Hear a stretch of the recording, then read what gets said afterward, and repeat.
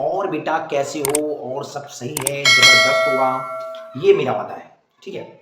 और पूरी वीडियो आज लगभग हो गए 5-6 दिन, लाइट में गड़बड़ी थी तो मैं नहीं बना पा रहा था वीडियो, और मैथ के जितने भी क्वेश्चन बन नहीं पा रहे थे, बस आज के लिए टाइम फिर मिल गया, और आज से फिर टोटल वीडियो आती रहेगी, ठीक है।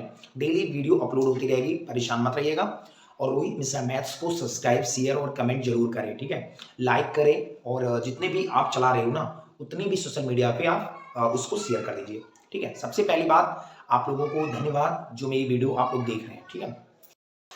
देखोगे ये क्वेश्चन जबरदस्त है आपके लिए, बहुत अच्छा क्वेश्चन है। और पहला क्वेश्चन आपके हर क्वेश्चन लग रहा है कि हर प्रैक्टिस में अलग अलग के नहीं, बस वही पूछा जा रहा है कि आप लोग बस एक एक क्वेश्चन नोट करते रहो, ठीक है। जबरदस्त देखेंगे, दो संख्याओं का एचसीएफ जो है 23 है तथा एलसीएम 1449 है। यदि एक संख्या 161 है तो दूसरी संख्या ज्ञात करो, ठीक है। मैंने बताया था कि एचसीएफ गुणे एलसीएम बराबर क्या होता है, पहली संख्या गुना दूसरी संख्या, यही तो बताया था मैंने। अच्छा सर जी, एचसीएफ कितना दिया है? मेरा 23 दिया है, और एलसीएम बेटा तुम्हारा दिया है 1449 दिया है, ठीक है। 1449 दिया है, पहली संख्या बेटा 161 है, तो दूसरी संख्या पूछा गया है। बिल्कुल सिंपल बात है। देखो 23 एकम 23, 23 सत्ते होता है 161, ठीक है। 23 एकम 23, 23 सत्ते 161 होता है। अब 7 एकम 7, 7 दूनी 14, और 7 का 49, अगर डबल गिनती कर रही है तो एक जीरो बढ़ जाता है, ठीक है। तो सेकंड संख्या आपका 207 हो जाएगी, ठीक है। बिल्कुल सिंपल बात है, तो सेकंड संख्या हमारी जो आ गई वो 207 ही आंसर होगा, ठीक है। जल्दी जल्दी लगाएं आप लोग, और जबरदस्त शेयर करते रहें, ठीक है। देखो ये जबरदस्त क्वेश्चन है, आप लोग देखेंगे, बिल्कुल जबरदस्त। आवाज क्लियर आ रही है ना? आवाज क्लियर आनी चाहिए। सिद्ध कीजिए कि 5 + 3√2 एक अपरिमेय संख्या है। तो मुझे अपरिमेय अगर सिद्ध करना है तो सबसे पहली बात मुझे क्या करना पड़ेगा? लगाने से पहले मुझे माना 5 + 3√2 एक परिमेय संख्या है, ठीक है। एक परिमेय संख्या मान लेंगे, मतलब उल्टा मान लेंगे, परिमेय संख्या है। बहुत साफ से लगाएंगे। अच्छा, तो परिमेय को मान लिया, अगर मैंने 5 या 3√2, अगर बेटा p बटा q मान लो या a b मान लो, कोई दिक्कत नहीं, a मान लो, ठीक है। अब क्या करना है? परिमेय मैंने मान लिया। अब इसमें ये परिमेय है, ये परिमेय है, ये परिमेय है, जो रूट में होती है वो परिमेय होती है। मैंने क्या किया कि बेटा 3√2 अगर एक साथ रोकेंगे इसको तो दिक्कत हो जाएगी, तो मैंने इतना चीज रोक लिया, मैंने इधर दे दिया, तो ये पहुंच गया a-5, ठीक है। अब बिल्कुल अगर √2 को मतलब अपरिमेय को रोक लिया तो ये 3 खटाक से अगर मल्टीपल में है तो ये बटे में जाएगा। बिल्कुल सिंपल बात है, अगर ये मल्टीपल में है तो बटे में जाएगा, ये बात क्लियर है, ठीक है। तो बेटा सिर्फ तो हो गया कि जहां देखो बेटा ये अपरिमेय है, ये परिमेय है, तो लिख दो जहां √2 एक अपरिमेय संख्या है, एक अपरिमेय संख्या है, और a-5 बटे 3 एक क्या है? एक परिमेय संख्या है। एक क्या है बेटा? परिमेय संख्या है। तो कभी भी याद रखना, कभी भी परिमेय संख्या जो है और अपरिमेय संख्या बराबर नहीं हो सकती, ये बात याद रखना बेटा। तो मैं कह सकता हूं कि रूट नॉट इक्वल a-5 बटे 3, मतलब ये कभी जो परिमेय संख्या, जो रेशनल नंबर है, वो इरेशनल नंबर के बराबर नहीं हो सकता है, ठीक है। बिल्कुल जबरदस्त है। तो मैं सिद्ध कर लिया इस चीज को। तो इसलिए विरोधाभास के कारण, इसलिए विरोधाभास के कारण जो है क्या है, बिल्कुल याद रखना, ये लिखना पड़ेगा आपको, बहुत जबरदस्त। इसलिए 5 + 3√2 एक क्या है? अपरिमेय संख्या है। बेटा ये सिंपल लिख देना, विरोधाभास के कारण वगैरह, यहां लिख दो विरोधाभास के कारण, जो छूट रहा है विरोधाभास के कारण, ये है 5 + 3√2 एक है अपरिमेय संख्या। तो जबरदस्त लगाने से आपको ये मतलब निकलेगा कि आपके क्लियर क्वेश्चन हो रहे हैं, और इसमें कोई संदिग्ध मत करना, ठीक है। हर क्वेश्चन नोट करते रहो मेरे दोस्त, बस, और कुछ नहीं, एक एक क्वेश्चन नोट करते रहो, ठीक है।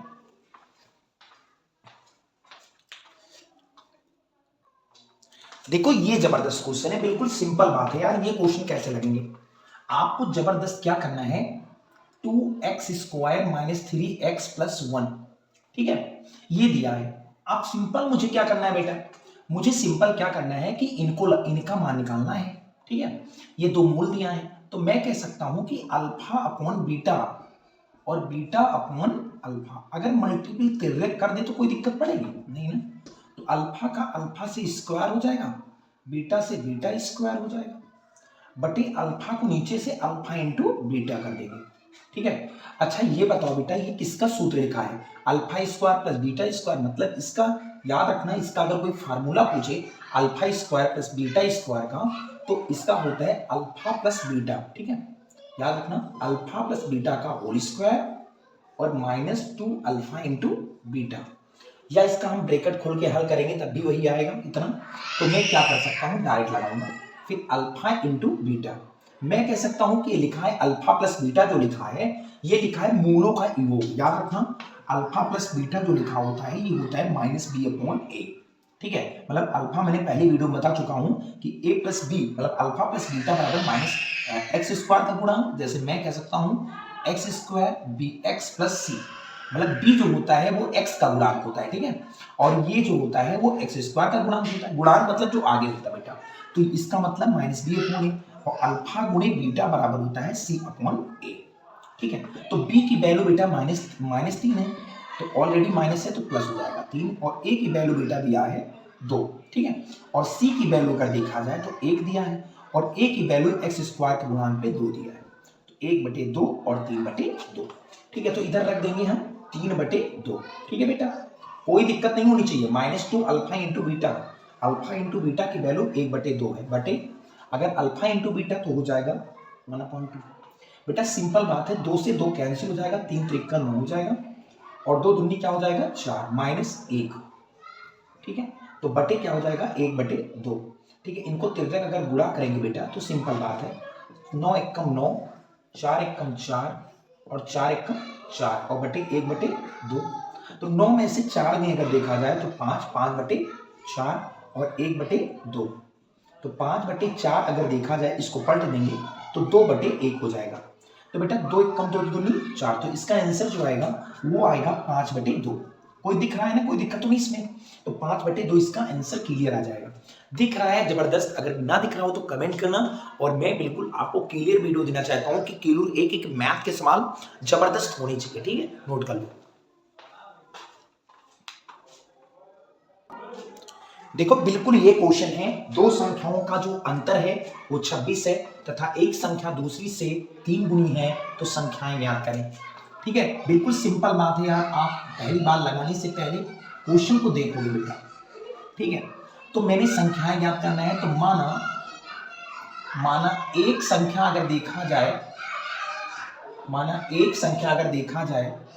माना दो संख्या निकालनी है, तो माना पहली संख्या अगर देखा जाए, लिख देना, माना पहली संख्या है, लिख दो इधर, माना पहली संख्या मैंने x मान लिया, और दूसरी संख्या मैंने कितना मान लो बेटा, दूसरी संख्या बेटा हमने y मान लिया, ठीक है। सिंपल बात है। आप क्या कह रहा है, प्रश्नानुसार पहली शर्त से बोला है तथा एक संख्या दूसरी संख्या की गुणी है, लेकिन पहली संख्या और दूसरी संख्या का अंतर लेना है। पहली शर्त से प्रश्नानुसार क्या है ये देखना है, ठीक है, सिंपल बात है।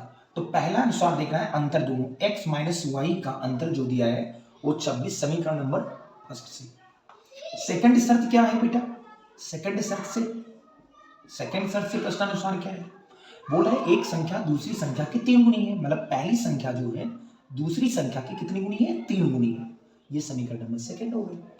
आप क्या करेंगे बेटा, x बराबर 3y समीकरण फर्स्ट में रख देंगे, x बराबर 3y समीकरण नंबर फर्स्ट में रख देंगे, रखने पर, ठीक है, बिल्कुल सिंपल मान लगाओगे, इसमें कोई डरने की बात नहीं है ना कुछ करने की बात है। समीकरण फर्स्ट में रख देना है, x माइनस वाई बराबर 26, अब x बराबर 3y, ठीक है, बिल्कुल सिंपल बात है, माइनस वाई बराबर 26। बेटा 3y में से एक y अगर कम कर दोगे तो हो जाएगा 2y, और 2y बराबर हो जाएगा 26, 2 एक कम 2 13 दूना 26, तो y की वैल्यू जो आएगी वो आएगी 13, ठीक है, बिल्कुल सिंपल बात है, इसमें कुछ नहीं करना, y की वैल्यू जो 13 आएगा। अब y की वैल्यू जो 13 आया है ना, वो समीकरण नंबर सेकंड में रख दो, बिल्कुल याद रखना, दोनों संख्या निकल जाएगी, बेटा y बराबर 13 जो आया है वो समीकरण सेकंड में रख दो, बिल्कुल सिंपल बात है, रख दो, बिल्कुल सिंपल यार, इसमें कुछ नहीं है। ठीक है, तो x बराबर 3 है, y की वैल्यू बेटा 13, 13 क्या कितना होता है 39, तो x बराबर बेटा 39 आ गया। तो मैं कह रहा था पहली संख्या 39 आई, दूसरी संख्या 13। ठीक है, बिल्कुल सिंपल बात है, इसमें कोई दिक्कत नहीं है, नोट कर लो।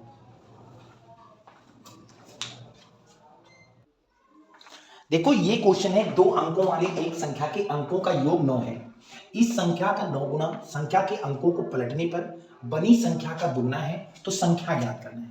ठीक है, बिल्कुल सिंपल बात है। तो मैं कह सकता हूं, बहुत अच्छे से लगाएंगे तभी लग जाएगा, बहुत अच्छे से माइंड से। तो माना मैंने संख्या मान लिया, माना संख्या x और y मान लिया। ठीक है, बिल्कुल मान लिया मैंने ये दोनों संख्या। ठीक है, पहली शर्त क्या कह रहा है बेटा, बहुत ईमानदारी से कहना, पहली शर्त है दो संख्याओं के अंकों का जो योग है, मतलब इन संख्या और इन संख्या का जो योग है वो है, योग का मतलब जोड़, जोड़ बराबर 9। ठीक है, समीकरण नंबर मैंने फर्स्ट मान लिया। अब बोला इस संख्या का 9 गुना, मतलब ये दो अंकों की संख्या अगर देखा जाए तो ये क्वेश्चन याद रखना, अगर दो अंकों की संख्या बोला जाएगा सेकंड शर्त से, तो बेटा 10y प्लस x हो जाएगा। बहुत माइंड से पढ़ना सवाल, इसमें कोई दिक्कत नहीं होनी चाहिए, कोई दिक्कत नहीं होनी चाहिए भैया, कुछ नहीं होनी चाहिए। ठीक है, तो मैंने क्या बोला बेटा, अगर सेकंड शर्त बोल रहा है, सेकंड शर्त बोल रहा है कि इस संख्या का 9 गुना, मतलब इस संख्या का 10y प्लस x का कितना गुना बेटा, 9 गुना है। ठीक है, अब कह रहा है कि अगर संख्या को अंकों को पलट देने पर बनी संख्या, अंकों को अगर पलटोगे तो इकाई का अंक दाई से बदल जाएगा, तो ये बेटा हो जाएगा 10x प्लस y। कितना संख्या, ये 9 गुना है, तो ये कितना जो गुना है बोल रहा है, ये 2 गुना बोल रहा है। ठीक है, बिल्कुल सिंपल बात है। अब अंदर गुणा करोगे कोई दिक्कत नहीं है, 9 दहाम 90 y, और 9 को x से करोगे 9x, 2 को दहाम से करोगे 2 दहाम 20x, और 2 को y से करोगे 2y। ठीक है, अब अगर इनको तुम घटा रहे हो ना, बिल्कुल घटा रहे हो, और इन चीज को घटा रहे हो, तो बिल्कुल मेरा जो क्वेश्चन बन रहा है वो बन रहा है 90y माइनस आपका बन रहा है, इधर कर लो कोई दिक्कत नहीं, इधर कर लो, 90 को अगर घटाएंगे 90 मतलब y को y में घटाएंगे, तो बच्चे याद रखना 90y में से 2y इधर ट्रांसफर हो जाएगा, तो बचेगा 88y। ठीक है, बिल्कुल सिंपल बात है। और 20x को इसमें घटाएंगे तो बचेगा बेटा, याद रखना कितना बचेगा, बिल्कुल सिंपल बात है, आपका बचेगा बेटा 11x। ठीक है, और बराबर आपका हो जाएगा 0। बिल्कुल सिंपल बात है, इसमें कुछ नहीं करना है। ठीक है, अब आप लोग क्या कर सकते हो इस क्वेश्चन में बेटा, अब आया 88y, ठीक है, और माइनस 11x, और बराबर कितना है 0 है। ठीक है, अगर मैं कह सकता हूं कि समीकरण को कोई दिक्कत ही नहीं है भाई, अगर ये चीज है आप में, अगर इसी से तो आएगी, अगर बेटा ये कह रहा है पलटने पर बनी संख्या का दुगना हो गया, तो बेटा अगर मैं 88y को रोक लूं, ये इधर भेज दूं, तो 11x हो जाएगा। अब 11 कम 11, 11 88 होता है, मैं समीकरण हल कर सकता था, कोई जरूरत नहीं है। ठीक है, तो ये बन गया तुम्हारा 8y, और इधर बन गया बेटा एक कम चला गया तो 1x। बेटा अगर y के नजदीक देखोगे तो 1 है, और x के नजदीक वो 8 है, मतलब x की वैल्यू 8 है, y की वैल्यू बेटा 1 है। अगर दोनों संख्या को जोड़ोगे तो 20/5 हमारा 9 आता है। ठीक है, x की y और y की वैल्यू, तो मैं कह सकता हूं x की वैल्यू 8 है, y की वैल्यू 1 है। ठीक है, तो सिंपल बात मैं बोल सकता हूं, संख्या दिखाना था मुझे, संख्या दिखाना है भाई, तो संख्या क्या हो सकती है, बिल्कुल सिंपल बात है, संख्या माना था मैंने 10y प्लस x, अब इनमें रखूंगा तो x y की वैल्यू 1 है, 1 रख दो, और x की वैल्यू जो कहा 8 रख दो, 10 एक कम 10 और 8 कितना होता है 18 होता है। तो मेरी संख्या जो आएगी वो आएगी, इसको संख्या बोलेंगे तो 18 आएगी। ठीक, तो सिंपल आप नोट करते रहो, अगर जहां डाउट है आप लोग क्लियर करते रहो। मैं सोच रहा हूं कि हल बंदा यूपी में जबरदस्त 100 में 100 रिकॉर्ड करे मैथ में। ठीक है, मेरा दावा है 100%, मैं भी दिलाया। अगर मैं देखूं तो 4-5 सत्र से मेरे जो स्टूडेंट हैं वो 100 में 100 ही पाते हैं, एक नंबर भी कम नहीं हुआ। तो मैं टोटल वीडियो आपको टोटल प्रोवाइड करूंगा, एक एक क्वेश्चन कि आप लोग बिल्कुल निःशुल्क पढ़िए हमारे यहाँ। ठीक है, निःशुल्क पढ़िए, इसमें कोई भेदभाव नहीं है कि किसी को अलग पढ़ाता हूँ मैं आपको अलग पढ़ाता हूँ, टोटल वीडियो दूंगा। ठीक है, देखो ये क्वेश्चन है, बिल्कुल इसको चुटकियों में लगा सकते थे, लेकिन बट मैं लगाऊंगा नहीं इसका, मैं आंसर तो बताऊंगा। ये जो आएगा ये 3 1/3 आएगा, बहुत मुंह जबानी आंसर है। अगर मैं 3 इधर रख दूं, 1 और 3 एक्स की वैल्यू अगर 3 मान लो, 3 3 का 9, 1 10, 10/3 आ जाएगा, सेटिस्फाई से लग जाएगा। लेकिन थोड़ा अगर बेसिक लगाना है तो बेसिक लगा लो बेटा। देखो सिंपल बात, अगर मैं इसको हल करूं तो 1/x बराबर आपका 10/3 होगा। बिल्कुल अगर तिर्यक गुणा कर दूं तो इसको मतलब हो जाएगा x x का गुणा x स्क्वायर और 1 1 का गुणा 1 और नीचे नीचे का गुणा x बराबर आपका 10/3 बनेगा। ठीक है, बिल्कुल सिंपल बताएंगे, इनको तिर्यक गुणा कर देंगे, 3x को करेंगे तो हो जाएगा 3x स्क्वायर और 3 1 कम हो जाएगा 3 और x को 10 से करेंगे हो जाएगा 10x। ठीक है, बिल्कुल सिंपल बात है। अब क्या करोगे, इसको 95 करोगे तो 3x स्क्वायर माइनस 10x और ये +3 बराबर आपका 0 हो जाएगा। गुणा करने पर 9 आए, 3 3 का 9 और जोड़ने पर आपका 10 है। ठीक है, बिल्कुल सिंपल बात है यार। तो जोड़ने पर 10 आए ना, तो बिल्कुल क्या कर सकते हो बेटा, ये बताओ। बिल्कुल सिंपल बात है, 3 3 का 9, 9 1 कम 9 और 9 1 10। ठीक है, तो 3x स्क्वायर माइनस अगर 9x माइनस 1x करेंगे तो 10x हो जाएगा और 9 1 कम 9 हो जाएगा और +3 बराबर 0। 9 को हम 3 गुणे 3 लिख सकते हैं। अगर इनमें कॉमन देखा जाए तो x और 3x कॉमन ले लिया मैंने, तो बचेगा x और इधर बचेगा -3 और इधर कुछ कॉमन ना हो तो 1 ले लो तो x -3 हो जाएगा। क्यों? क्योंकि माइनस कॉमन लिए, प्लस से माइनस हो जाएगा। ये सेम है, बिल्कुल बिल्कुल डिजिट सेम है, तो मैं x -3 उतार लूंगा और ये बिल्कुल 3x -1 बन रहा है, तो 3x -1 बराबर 0 कर दिया।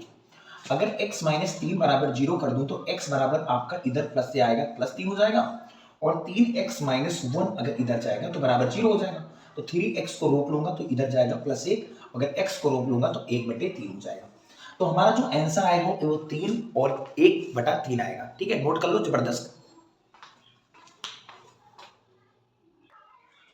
देखो कि ये सवाल जबरदस्त है। ठीक है, आपको बिल्कुल ही माइक थोड़ी खराब हो गई तो मैंने कहा दूसरी माइक लेते हैं। ठीक है, आपको आवाज तो क्लियर आ रही है ना?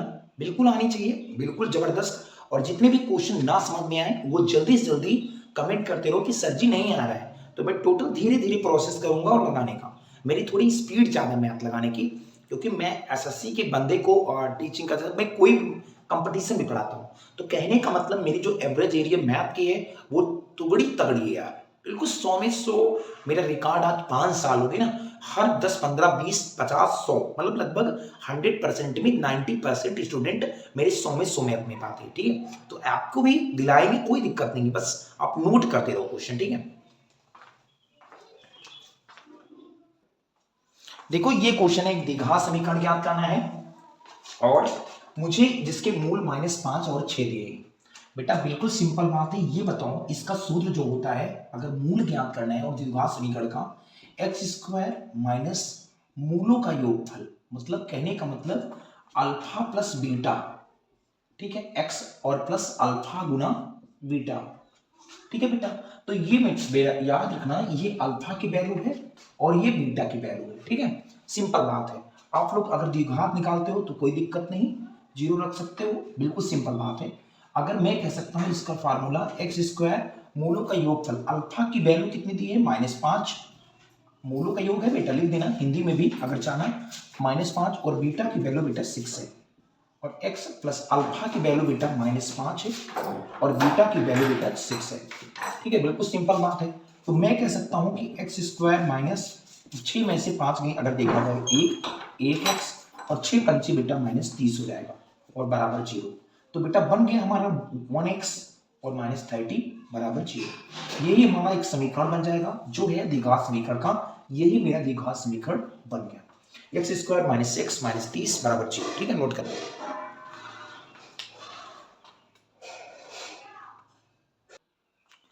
देखो एक आदमी की आयु उसके बेटे की आयु जो है, आयु के वर्ग के दुगने के बराबर है।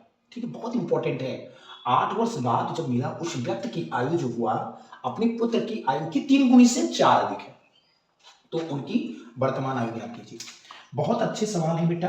अगर बेटा पहले आ जाए कहीं, याद रखना, अगर आयु की बात किया जाए, अगर पहले आएगा तो बेटा माइनस होगा, अगर कहीं बाद आ जाएगा तो प्लस हो जाएगा। ये बात देखना बहुत इंपॉर्टेंट है। अगर कहीं पेपर में पहले आ जाए तो माइनस हो जाएगा, और अगर बाद आ जाएगा तो प्लस हो जाएगा। ठीक है, तो सबसे पहली बात मैं आपको बहुत अच्छे से लगवाऊंगा, कोई ज्यादा जरूरत नहीं है।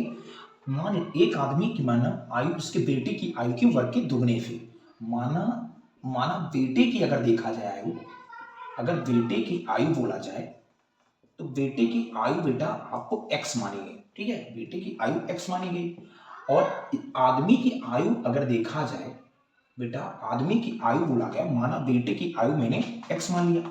लेकिन जो प्रश्न कह रहा है ना, पहली शर्त से अगर देखा जाएगा तो बेटा बहुत इंपॉर्टेंट है, बोल रहा है कि उसके आयु के वर्ग के कितना है, दुगने के बराबर है। बिल्कुल सिंपल बात है, ये बोला गया इसके वर्ग, मानो बेटे की आयु x है और आदमी की आयु कितना हो जाएगा, आदमी की जो आयु हो गई, आदमी की आयु जो है वो दुगने से, पहले इसका वर्ग कर दो, वर्ग के दुगने के बराबर है, ये तो अलग है। तो बिल्कुल सिंपल बात है, ये शर्त है कि अगर x जो है, बिल्कुल सिंपल बात है, ये है क्वेश्चन, ये आदमी की आयु मान लियो तुम 2x² है और इसकी बेटा x है। ठीक है, अब 8 वर्ष दोनों बाद मिलेंगे, 8 वर्ष बाद मिले तो बेटा याद रखना, बाद के लिए मैंने बताया है प्लस। अगर ये आदमी की आयु 2x² है और ये पुत्र की है, ठीक है, बेटे की है, तो अगर 8 वर्ष बाद मिलेंगे तो जुड़ जाएगा ना बेटा 8 8। तो अब इसमें भी अगर 8 जुड़ेगा, सिंपल बात है। अब कह रहा है अपने बेटे से, उस व्यक्ति की आयु अपने पुत्र की आयु की 3 गुनी है। बेटा उसकी पुत्र की जो कह रहा है, अपने लड़के से, बेटे से कह रहा है जब तुम 3 गुने हो जाओगे ना तब मेरे बराबर पहुंचोगे, और उससे 4 अधिक और हो जाओगे तब मेरे बराबर, ये अब बराबर हुआ। कह रहा है कि अपने बेटे को ललकार रहा है ना, बिल्कुल ललकार रहा है बेटा, कि बेटा तुम जो 3 गुने होगी ना, छोटे हो भी नाटे हो, तुम 3 गुने जब हो जाओगे तब मेरे बराबर पहुंचोगे। ये भी बराबर नहीं है, जब तुम्हारा ये सब कर दोगे ना तभी बराबर हो पाएगा, और तुम 4 अधिक हो जाओगे तब। अब इनके बराबर ये चीज संख्या हो गई, तो उनकी वर्तमान है। तो बिल्कुल सिंपल बात है, 2x² प्लस x, 3 को गुणा के करेंगे 3x, तीनों अटे कितना होता 24 और प्लस 4। ठीक है, तो 2x² प्लस 8, इधर बेटा याद रखना आपका -3x, 24 4 28 -28, मतलब पंचांतर कर लिया मैंने 0 हो गया। ठीक है, बिल्कुल सिंपल बात है भाई। अगर मैं सबसे बड़ी संख्या देखूं तो 2x² -3x, और 8 रुपए में अगर 28 कम कर दोगे तो बेटा -20 बचेगा, तो बराबर 0 हो गया। ठीक है, अब सिंपल बात है, अब आपको क्या करना है, गुणा करने पर 20 दूनी 40 है, गुणा करने पर 40 है और घटाने पर 3 है। बेटा बिल्कुल सिंपल है, बहुत सरल, 8 पंचे 40, तो 8 में से 5 गए 3। ठीक है, बिल्कुल सिंपल देखोगे तो बचेगा तुम्हारा 2x² -3x और -20 बराबर 0। अब क्या करोगे, 2x² माइनस, अगर 8x में से 5x कम कर दोगे तो 8 में से 5 गए 3x और -20। अगर 20 को लिखना चाहो तो 5 गुने 4 लिख सकते हो, अगर बिल्कुल सरल लगाना चाहते हो तो। ठीक है, बराबर 0 कर दो बेटा, ये अलग सवाल है, बराबर 0 कर दो। ठीक है, तो बेटा सिंपल बात है, 2x² माइनस, अगर 8x और माइनस से प्लस हो जाएगा, और बेटा 5 चौके 20, 5 गुना 4, बिल्कुल सरल लगा रहा था। ठीक है, यहाँ कॉमन क्या बेटा, यहाँ 2a, 2 चौके 8, 2 कॉमन ले लो, तो 2x कॉमन ले लोगे तो बचेगा x और इधर बचेगा 4। ठीक है, इधर कुछ कॉमन नहीं, इधर कुछ नहीं है तो 1 5 है भाई, 5 तो कॉमन ही दिख रहा है ना, तो 5 कॉमन ले लो तो बचेगा x -4। ये चीज और ये चीज सेम हो गई बिल्कुल, तो मैं कह सकता हूं कि x -4 हो गया और 2x + 5 हो गए।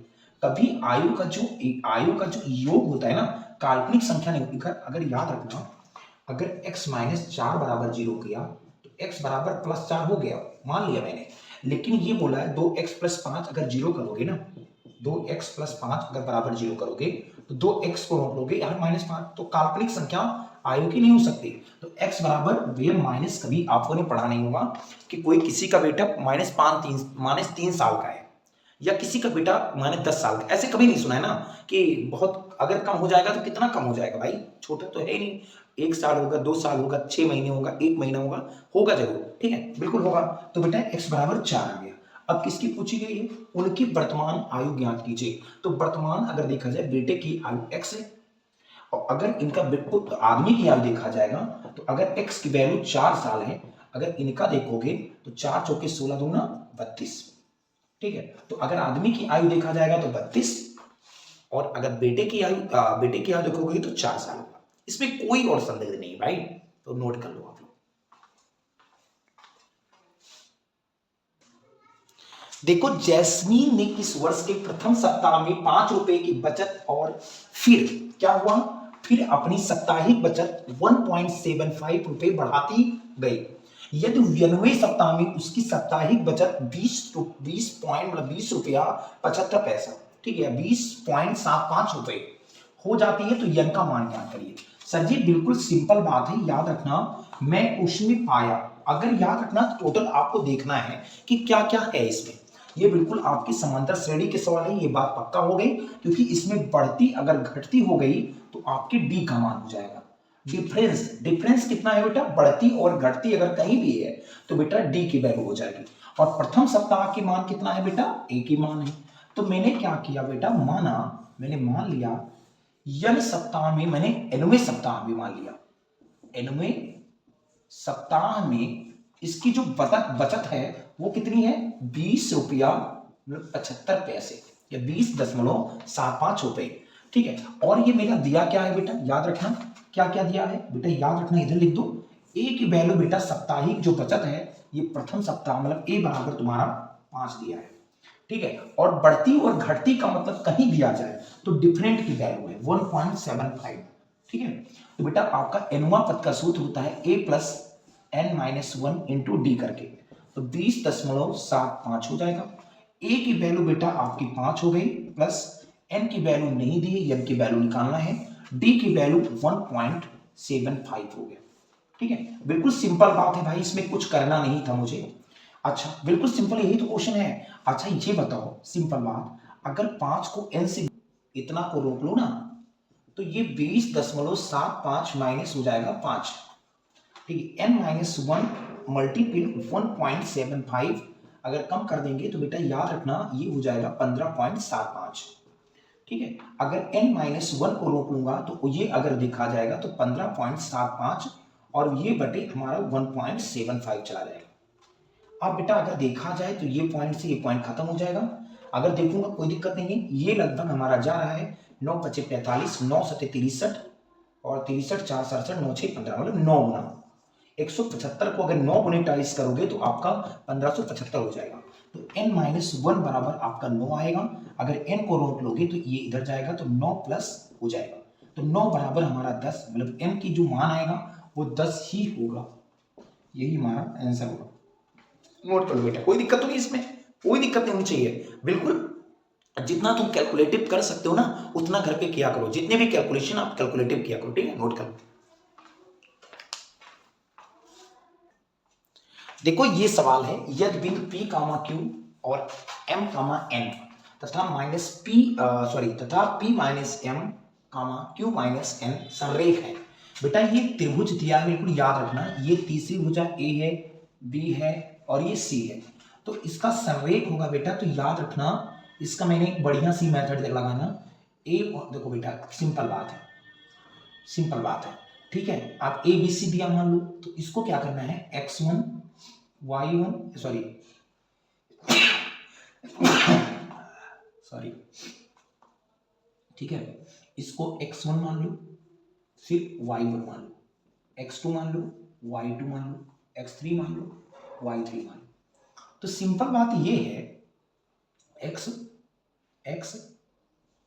x2 x3 फिर x1 हो जाएगा, y1 y2 y3 फिर यही चीज फिर उतार लिया करो y1। इनको तिर्यक गुणा कर दो, कोई दिक्कत नहीं पड़ेगी, फिर इनको और इनको तिर्यक गुणा कर दो, बीच में जो होगा वो माइनस होगा। ये आपका सूत्र तैयार होता है, बिल्कुल सिंपल, आप लोग लगा लो, कोई जबरदस्त नहीं, मैं बता रहा हूं। बिल्कुल ये चीज करेंगे जबरदस्त, x1 x2 x3 x1 यही चीज आखिरी में उतार लेंगे त्रिभुज में, y1 y2 y3 y1 यही चीज फिर नीचे उतार लेंगे, ठीक है। और अगर संरेख है बेटा तो मेरा 0 हो जाएगा। अब मुझे लाना क्या है, सिद्ध करना है Pn बराबर Qm, ठीक है। अब ये कैसे करना है आपको लोग देखना भी है, आप लोग उतार लो, इसी फार्मूले पर x1 ये x1 है, y1 है, x2 है, y2 है और x3 है, ये बेटा y3 है। तो बिल्कुल सिंपल बात है, x1 की वैल्यू बेटा p है, x2 की वैल्यू बेटा m है और ये देखोगे x2 की वैल्यू ये हो गई और x3 की वैल्यू बेटा याद रखना x3 की वैल्यू p माइनस m है। ये चीज फिर नीचे चला जाएगा, ठीक है। अच्छा y1 की वैल्यू बेटा q है, y2 की वैल्यू बेटा m है और याद रखना y3 की वैल्यू बेटा q माइनस m है। फिर यही चीज आप लोग उतार लेंगे, ठीक है। ऐसे करोगे बिल्कुल ये है, ऐसे से इससे करोगे, इससे करोगे, इससे करोगे, पहले कर लेते हैं, ठीक है। और बराबर यहाँ जीरो लगा दोगे, ठीक है। पहले ये कर लेते हैं, ठीक है। पहले p को n से गुणा किया मैंने, प्लस लगा दिया, ठीक है। फिर m को मैंने q माइनस n किया, फिर मैंने यहाँ प्लस लगा दिया, ठीक है। फिर मैंने इनसे इनको करूँगा, फिर q से देखूंगा p माइनस m कर दूंगा, ठीक है। अब बीच में क्या होगा बेटा, माइनस हो जाएगा। अब इनसे इनको करूंगा, q को m से करूंगा, ठीक है। फिर q से m किया, फिर इनसे इनको करूंगा n से अगर देखूं तो p माइनस m हो जाएगा। फिर बेटा इनसे इनका करूंगा, ठीक है। अगर देखा जाए p से q माइनस m हो जाएगा और बराबर क्या हो जाएगा बेटा, जीरो हो जाएगा। अब सिंपल बात ये है, p को अगर n से करूंगा pn हो जाएगा, m को अगर q से करूंगा तो mq और m से n करूंगा तो माइनस mn और q से p करूंगा तो हो जाएगा qp और q से m करूंगा तो mq, ठीक है। माइनस अगर देखा गया तो बेटा हो जाएगा qm और n को करूंगा तो हो जाएगा np और m को m से करूंगा तो माइनस nm, ठीक है। सिंपल बात है, ठीक है। और इनसे करूंगा अगर देखूंगा तो p से q और p से अगर n से करूंगा तो pn हो जाएगा, ठीक है। बिल्कुल सिंपल बात है, pn बेटा देख रहे ना। फिर है आपको अगर ब्रैकेट खोलना है तो pn mq minus mn plus qp minus mq, bracket खोल दो, minus qm minus mp minus minus plus nm plus से माइनस pq और माइनस माइनस pn हो जाएगा, ठीक है। अगर ये चीज देखोगे बेटा बिल्कुल सिंपल बात है, प्लस mq माइनस mq, ठीक, बिल्कुल सिंपल है, माइनस nm और प्लस mn, ठीक है। अब बेटा याद रखना, फिर अगला क्वेश्चन क्या है, pn से pn तो है ही नहीं, pn से pn है ही नहीं। फिर ये qp अगर है प्लस qp और माइनस pq, बात एक ही, कोई दिक्कत नहीं। फिर माइनस, फिर pn है, फिर प्लस से माइनस, ये भी नहीं बचेगा, जो हमारा वो बचेगा pn से माइनस qm बराबर जीरो हो जाएगा। कोई दिक्कत हुआ, अगर pn को रोक लोगे इधर जाएगा तो हो जाएगा qm, ठीक है। बिल्कुल जबरदस्त, देखोगे यही हमारा सिद्ध हो गया, यही मेरा प्रूव करना था, pn बराबर qm, ठीक है। तो यही चीज नोट कर लो, जबरदस्त लगा लो और कमेंट कर दो, शेयर कर दो और बिल्कुल अच्छे से अच्छी नोट करो सवाल को और जबरदस्त लगा दो, ठीक है।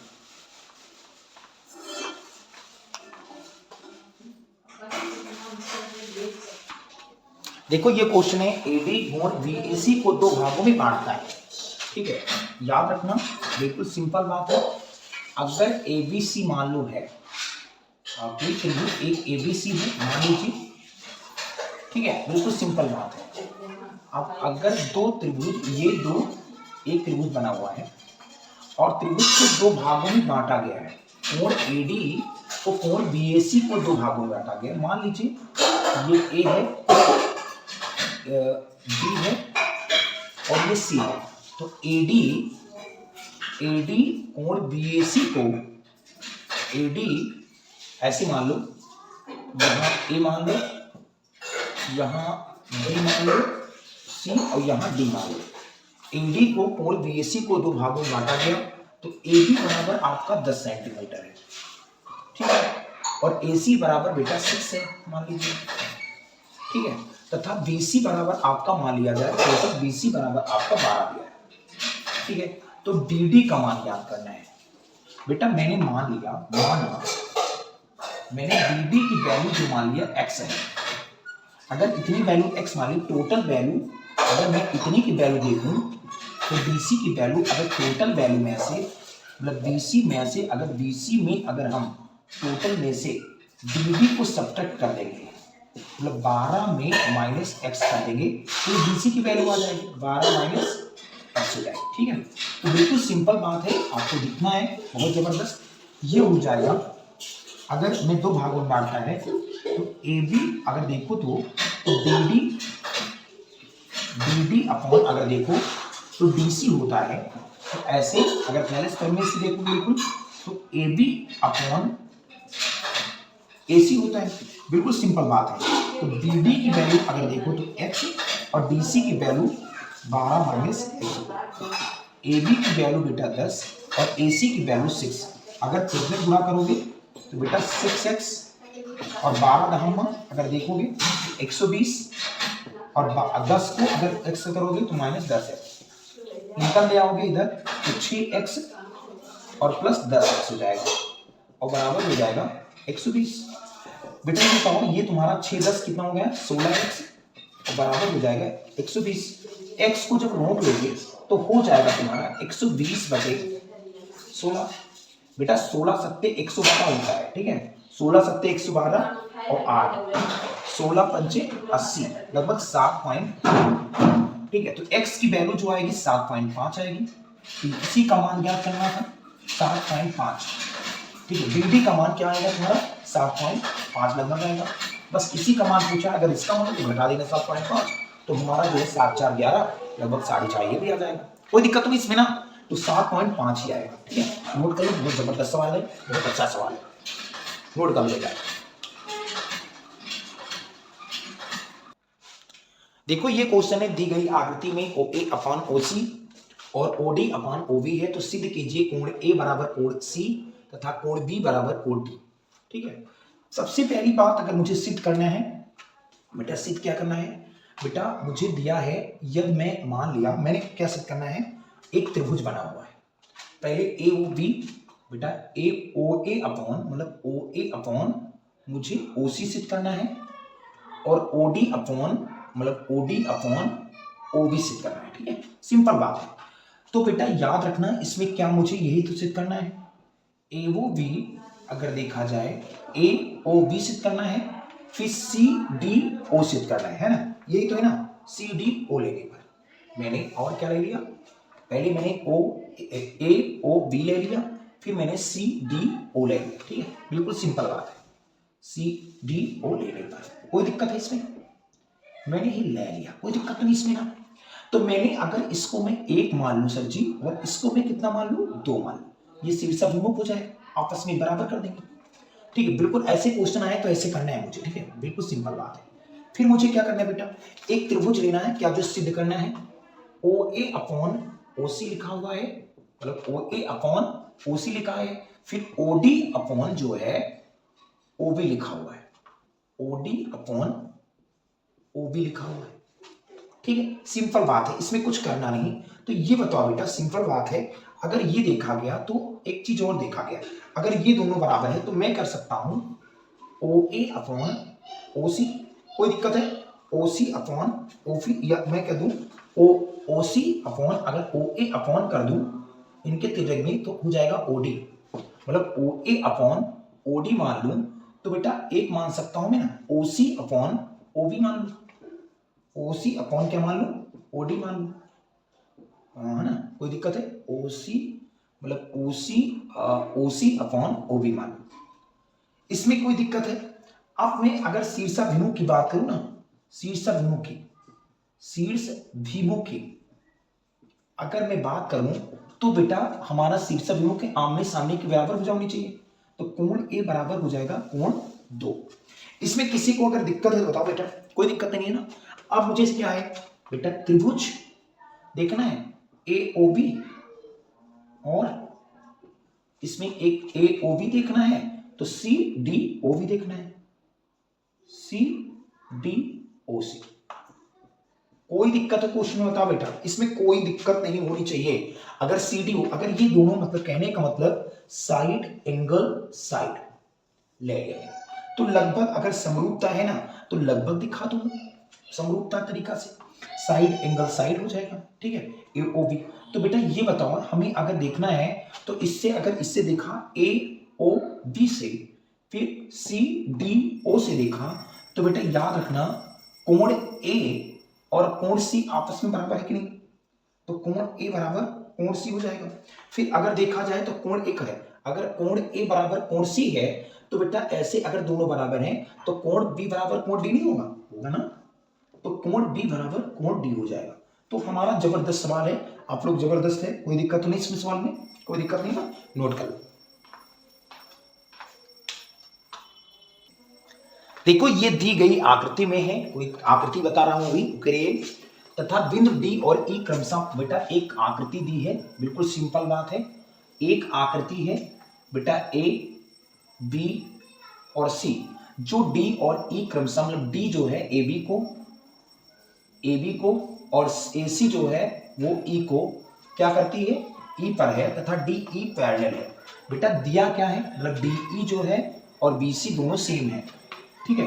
बेटा दिया पहले लिख दो, दिया क्या क्या है, एडी जो दिया है वो दिया है 1/3 बीडी, और जो एई दिया है वो 4.5 है, ठीक है, मतलब एई जो दिया है 4.5 दिया है, और जो एडी का मतलब है कि जो इसका तिहाई हिस्सा बीडी का है, ठीक है, बिल्कुल सिंपल बात है। तो मैं कह सकता हूं बेटा बहुत ईमानदारी से पढ़ना, अगर मुझे पता है कि डीई जो है अगर पैरेलल बीसी के है तो मैं कह सकता हूं एडी बटे, अगर देखा जाए बिल्कुल सिंपल बात है, अगर ये दोनों आपस में बराबर है तो थैलेस पर में कह रही है कि एडी अपॉन डीबी या बीडी कर सकते हैं, तो ये ई अपॉन अगर देखा जाए तो बेटा ईसी भी तो हो जाएगा, ये सिंपल है। तो बेटा ये बताओ एडी की वैल्यू मेरी कितनी दी है, 1/3 बीडी या डीबी, और बटा क्या हो जाएगा बीबी, ठीक है, सिंपल बात है। अच्छा फिर बताओ बेटा अगर कुछ दिक्कत है, एई की वैल्यू 4.5 है और ईसी की वैल्यू क्या है, ईसी की वैल्यू हमारी निकालनी है, ठीक, कुछ और तो दिया नहीं है, डीबी की वैल्यू नहीं दिया ना, तो बेटा बीडी को या डीबी को, डीबी को या बीडी को सेम है, ठीक है, 3 कट जाएगा, बिल्कुल सिंपल बात है। ये बताओ इनको अगर तिरछे गुणा कर दे या इसको नीचे चला जाएगा तो हमारा ये जो चला जाएगा वो 1/3 हो जाएगा, और बराबर ये हो जाएगा 4.5 ईसी हो जाएगा। अगर तिरछे फिर गुणा कर देंगे तो ये हो जाएगा 3, गुणा करने को भूल गए थे, 4.5 और ईसी का नाम हो जाएगा ईसी, तो भैया 4.5 रुपए तुम्हारे पास थे और 3 गुना करोगे तो बेटा 3 × 5 = 15, 3 × 4 = 12, 12 × 1 = 13, बिल्कुल 13.5 होगा बेटा, 13.5 ही तो होगा। तो ईसी की वैल्यू अगर देखा गया तो 3.5 आएगा, 13.5 आएगा, बिल्कुल सिंपल है।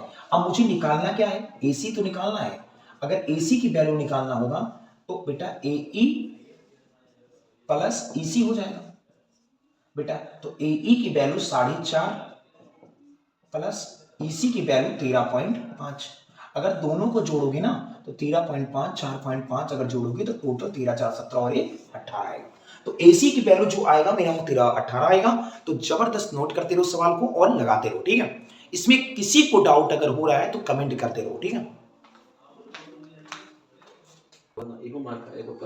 देखो कि क्वेश्चन सिद्ध कीजिए वृत्त के व्यास के सिरों पर खींची गई स्पर्श रेखा की रेखा समांतर होती है। ये मुझे सिद्ध करना है बेटा। अगर जैसे एक वृत्त बना हुआ है, बिल्कुल सिंपल समझिएगा बहुत ईमानदारी से, ठीक है। एक वृत्त बना हुआ है और मैंने एक वृत्त को मैं कुछ मान लीजिए सेंटर होता है, ठीक है, ये सेंटर होता है बेटा। अब सेंटर के एक भैया वृत्त के केंद्र से होकर गुजरने वाली टोटल जो एक परिधि से एक परिधि तक अगर जाएगी तो उसी को तो व्यास कहते हैं ना, बिल्कुल ए बी को मान लिया, ठीक है। अब व्यास के सिरों पर, सिरों का मतलब मूड होता है, सिरों पे क्या होता है, मूड होता है बेटा। एक मूड अगर एक इधर से मूड, यही सिर होता है, यही एक इधर से, दो सिर है बेटा। बोला गया वृत्त के सिरों पर, मतलब वृत्त के दो सिर है बेटा। अगर देखा जाए व्यास के दो सिर, इसको अगर मैंने कह दिया बेटा, एक मैंने ए बी, इसको मान लिया सी डी, इसको मान लिया सी डी और इसको मान लिया मैंने ई एफ, कोई दिक्कत है। अब ये वृत्त बनना तैयार हो गया। आप याद रखना बेटा, बहुत ईमानदारी से पढ़ोगे तो बेटा क्या क्या दिया है, वृत्त के व्यास के सिरों पर खींची गई स्पर्श रेखा के परस्पर समांतर है। अगर ये चीज देखा गया तो ये चीज आपस में बराबर दिख रहा है, मतलब कह सकता हूं कि CD जो है वो EF के बराबर है कि नहीं, EF के क्या है बेटा बराबर है, बिल्कुल सिंपल बात है। अगर ये दोनों समांतर है तो अगर ये दोनों आपस में समांतर है तो वृत्त के त्रिज्य पर बना हुआ, सिंपल बात है, देखो सिंपल बात है आपका। अगर देखा जाए माना AB एक वृत्त का व्यास है, CD और ये EF जो है पैरेलल है, AB वृत्त का व्यास है, CD व EF क्रमशः A व B पर स्पर्श रेखा है, ठीक है। बिल्कुल याद रखना बेटा, बिल्कुल सिंपल बात है। अगर ये त्रिज्य पर बन रहा है कोण यहां से यहां तक, अगर देखा जाए तो राइट एंगल बनना है, तो मैं कह सकता हूं कि कोण, अगर ये बताओ भैया कि कोण अगर इधर से इधर देखूंगा तो 90 डिग्री बन रहा है ना त्रिज्य पर, अगर देखा जाए तो CAB ये बराबर 90 डिग्री हो सकता है, और ऐसे भी बोल सकता हूं ABF बराबर क्या हो सकता है, ABF बराबर भी 90 डिग्री हो सकता है। बेटा हर जगह 90 डिग्री का कोण बन सकता है।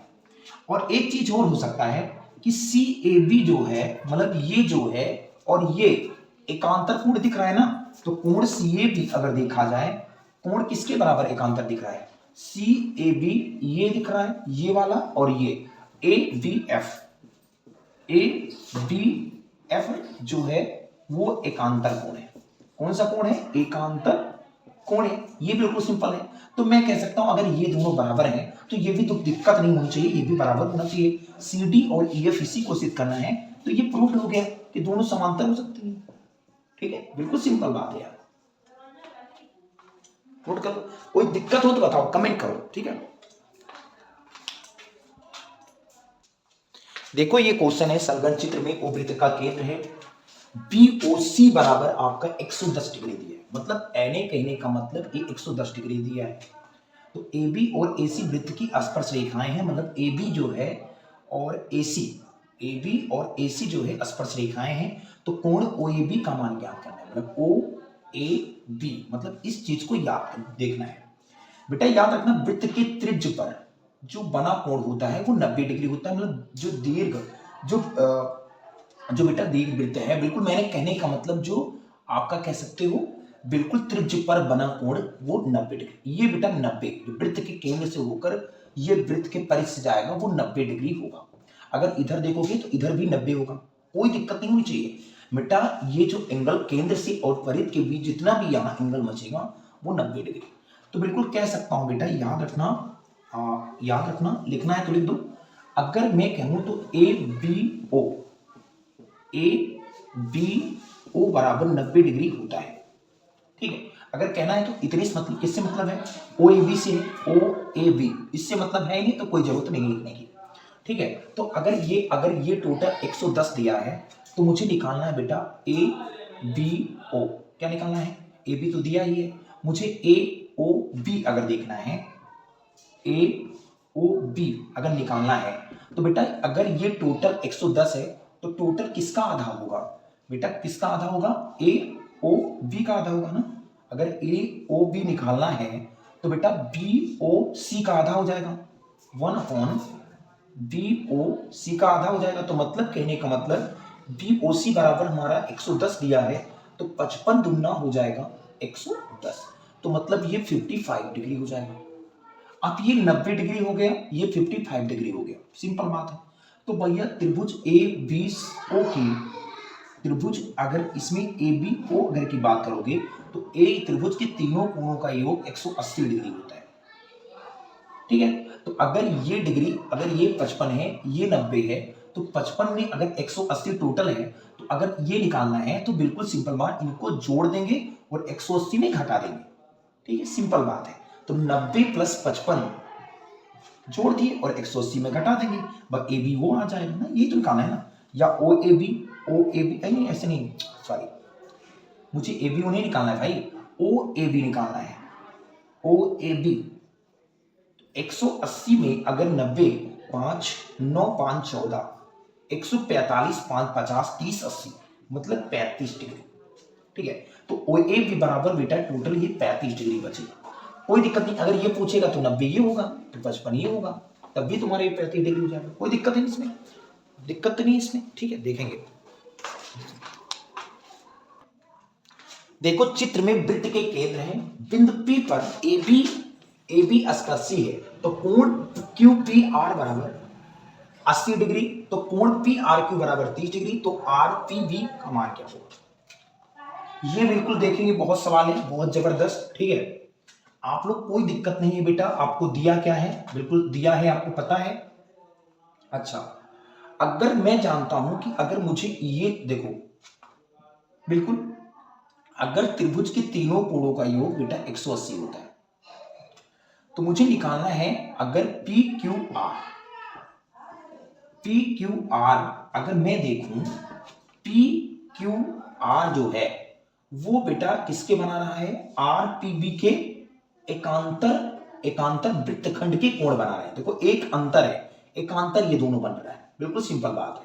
अगर इसके देखा जाएगा तो ये बन रहा है, तो बिल्कुल मैं कह सकता हूं कि RPB जो है वो एकांतर वृत्तखंड आएगा, ठीक है, एकांतर वृत्तखंड के कोण आएंगे, बिल्कुल सिंपल बात है।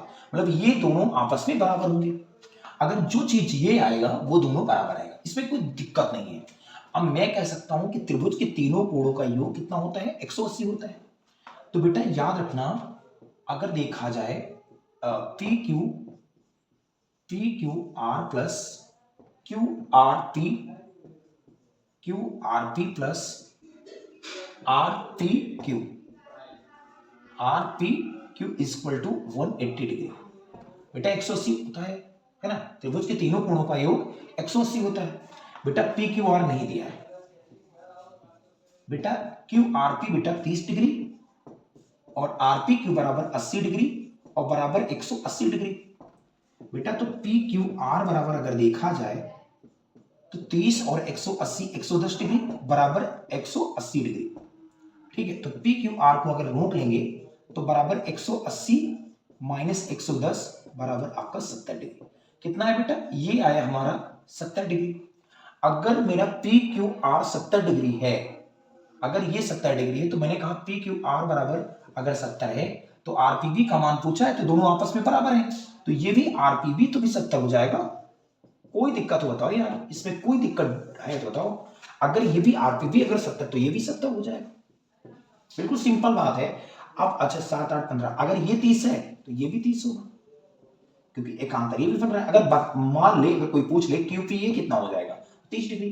तो बाबू याद रखना, ये बिल्कुल आपका रेखिक बन रहा है, रेखिक समीकरण एक रेखिक बन रहा है। तो 8 7 15 और 3 18, मतलब 180 ये टोटल बन रहे, तो ये भी सिद्ध हो गया। तो कहने का मतलब कुछ भी कोई नहीं फंसा पाएगा तुमको, कुछ भी नहीं फंसा पाएगा।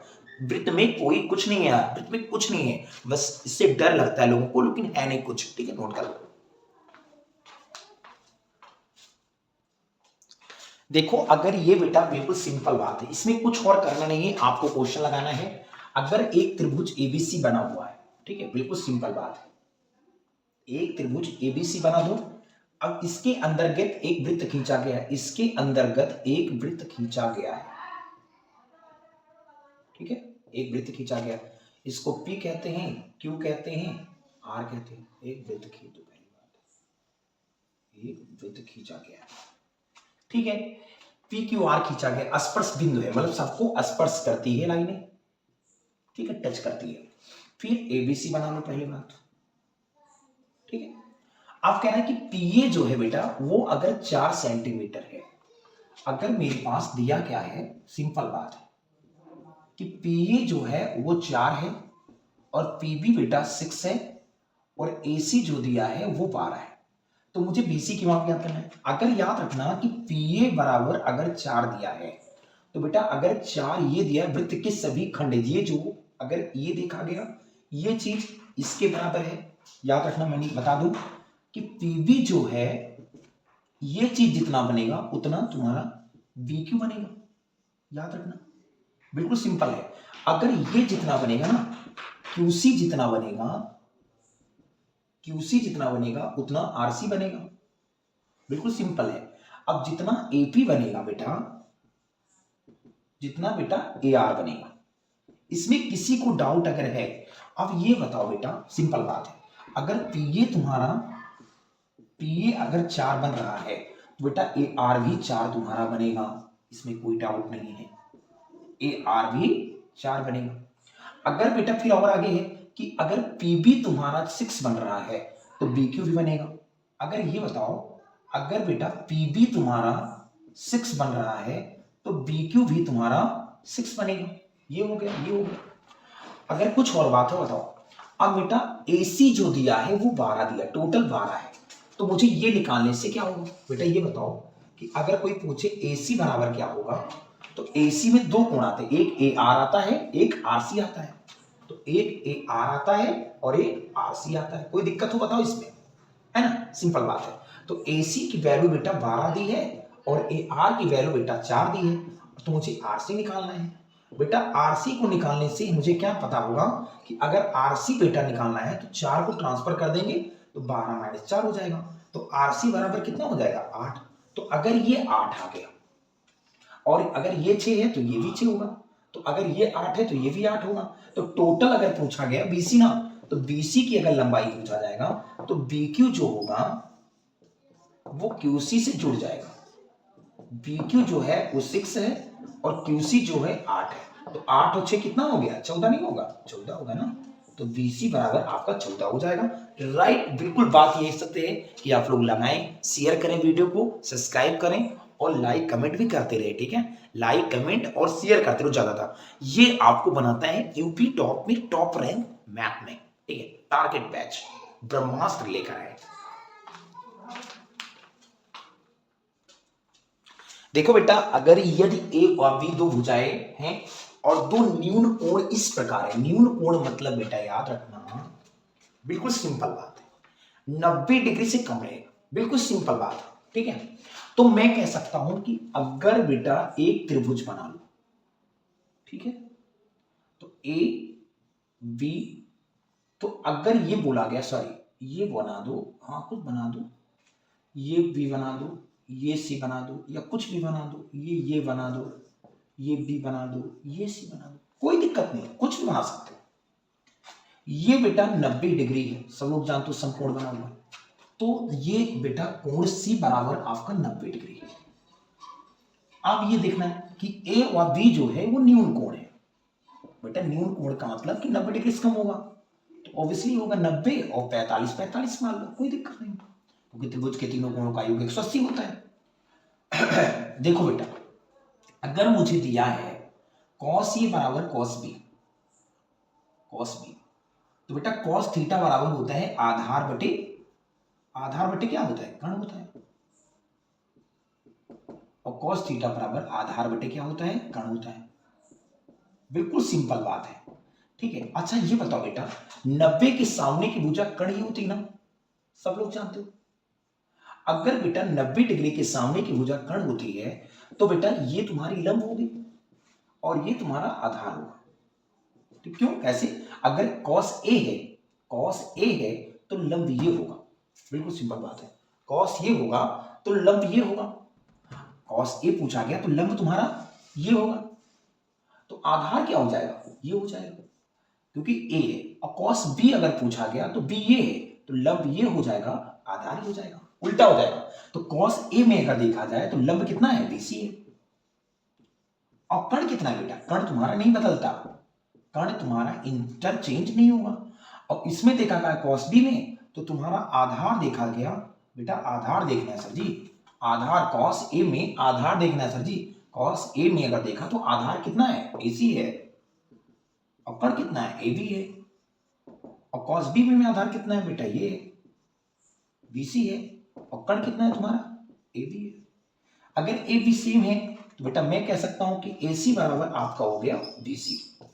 तो मैं एक चीज और बोल सकता हूं कि समान भुजाएं अगर मतलब AC जो है BC के बराबर है, AC जो है BC के अगर बराबर है तो मतलब समान भुजाओं के विपरीत कोण भी बराबर होंगे ना, समान भुजाओं की जो लिख देना, समान भुजाओं